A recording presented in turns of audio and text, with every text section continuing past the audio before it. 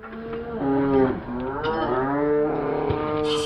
amor y él nunca renueva, te vaquea. Dale, socio, que tú esperas.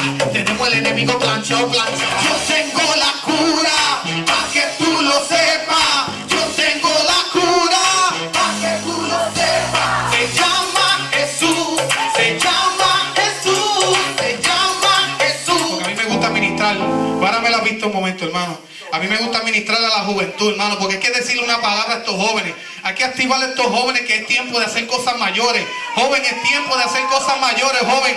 Joven, es tiempo de que te levantes y hagas cosas mayores, Señor, aleluya. Porque, hermano, joven, tú tienes que confiar en un Dios vivo, un Dios real. Por ahí hay muchos jóvenes en tu escuela, en tu trabajo, que necesitan que tú le digas que Jesús hace lo imposible posible. Así que, joven, confía en Él. Porque yo sé que no es fácil, pero para Dios no es nada imposible. Él está contigo siempre en las buenas y en las malas. Así que confía en Él. Si tú le pides tu fe, Él responderá. Lo que está para Él te ayudará. En momentos difíciles te levantará. Confía en Él, confía en Él. Si tú le pides con fe, Él responderá.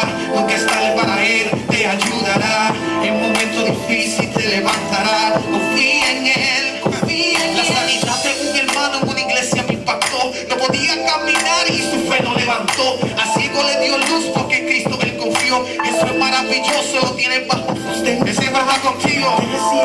Tú no estás solo, tú no estás solo. Sonríe a la vida y confía en el Maestro que te hizo con propósito. La mano arriba, vamos a adorar al Señor. Confía en Él. Te amo, mi Dios. Hermano, the time is now.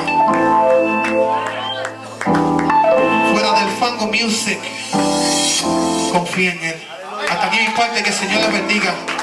Joven, no te quiten, yo voy a ti. RSB, Willy Negrón, Fuera del Fango Music. All right? God make dreams come true.